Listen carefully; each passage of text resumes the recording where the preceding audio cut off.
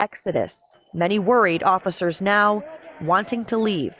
The chairman of the U.S. Capitol Police Labor Committee, Gus Papathanasow, saying, quote, "We have now lost 2 officers in the line of duty this year. Another officer has taken his own life, and we have 80 officers who were seriously injured in the insurrection. Some of those injured officers may never return to duty." Papathanasow says the department is struggling to meet existing mission requirements, even with the officers working massive amounts of forced overtime.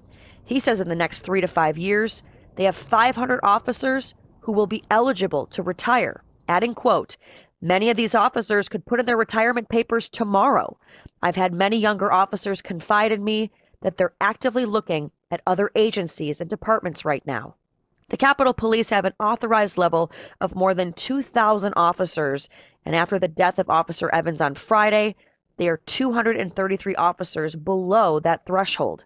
For the next week, Speaker of the House Nancy Pelosi has ordered flags be lowered to half staff in honor of Officer Evans. Reporting for In Question in Washington, D.C., I'm Farron Franzak.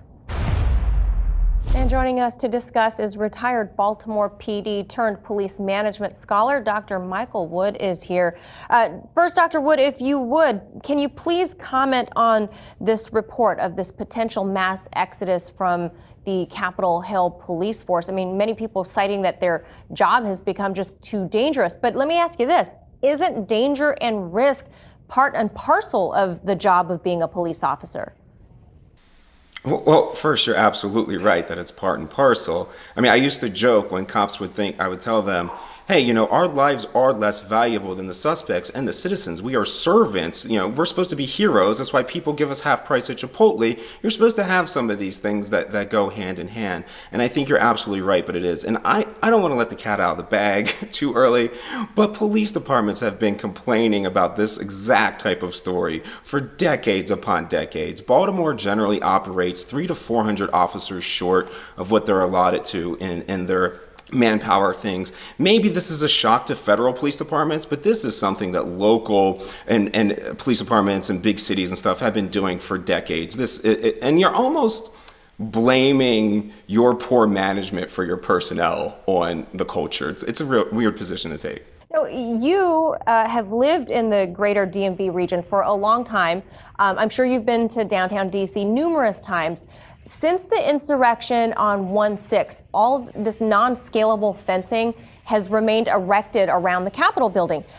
There are still thousands of National Guard troops walking around this area. The vibe of the nation's capital has really changed. Where is the fine line between security and freedom of speech or access to the people's house? Well, we do know the long-held American saying that those who sacrifice safety in the name of freedom deserve neither. And I think there is some truth to that. But I'm happy I'm not on the East Coast right now anymore. I wouldn't want to go to the DC and see it like that. I've had a lot of special moments in DC, and it's a beautiful place. To imagine it looking like that as we see on the videos and being there, I feel bad about it. I feel like that's not America. That's not the image that we should be portraying. And I think you're also right. I'm leaning on my Marine Corps experience, and what we did in Fast Team is essentially glorified site security. And we would put up all those type of fences and do those things, and the idea is to deter people. But when you do that, you also are attracting it. I used to get on the idea of our practices when it comes to protesting. Like, a lot of times protests escalate once these officers show up with gear on and riot gear. It's like you're signaling the game that you're playing, and it has to have subconscious effects. Yeah, I would agree. I was on the ground actually in Baltimore during those riots, and certainly when the police showed up with more riot gear, I think it ramped up the tensions, I think, among the people. I think it kind of called it into being, if you will. Now, Capitol Hill Acting Chief Yogananda Pittman, she wants to keep the fence up around the hill. You touched on this, that the visual effect of the fence, you don't necessarily agree that it could be a deterrent, that it might actually attract more, perhaps even people that think, okay, this is another thing, let me prove that I can do this. Right, totally. I mean, it's almost setting a goal. How high can you get? But it's one of these things I don't think we really know the answers to. We kind of come into these type of questions with assumptions, and then however the outcome plays out, we say, oh yeah, we were right or we were wrong. I don't feel that that's what America, we almost, maybe that has to be a necessary action based upon their situations. The chief wants to protect our officers. All those things are perfectly understandable. I just can't see America this way. It doesn't feel right at all.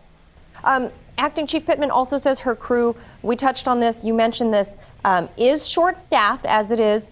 You touched on this, the country, local PDs everywhere, there's a shortage of police officers. For example, I've got some numbers here. The Seattle PD has actually seen a 90% drop in applications since 2008. So what would you attribute that shortage to? Yeah, I mean, there's definitely a cultural aspect. I mean, ACAB is a common thing. F-12, these are common things in society. So why would a kid coming up want to do this? We're essentially, this is a big issue I've had a problem is that we're calling cops racist now. And when a young black cop from Baltimore sees the police department, strives hard, works his life, avoids trouble, gets to be on the police department to be that changing agent, the society is telling him he's a racist now. And why would somebody want to follow that? I don't blame them. I don't blame them. I think it's weak, honestly, but I don't blame them. Yeah, and as you said, the anti-police sentiment across the country has been very loud, mostly over the past year. Do the last two deadly incidents on Capitol Hill then highlight the need for police and their role in this country?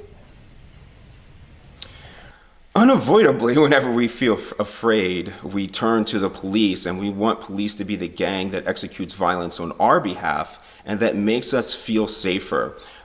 This doesn't really pan out in the real world and what is actually making us safer, but humans are obsessed with feeling safe, and as long as they don't feel safe, they're going to want an armed officer near them, regardless of the public rhetoric. Yeah, it'll be interesting to see if the protesters come back out and call for defunding more police in light of all of this happening on Capitol Hill right here. Dr. Michael Wood, always good to see you. Thank you for joining us. Thanks for having me.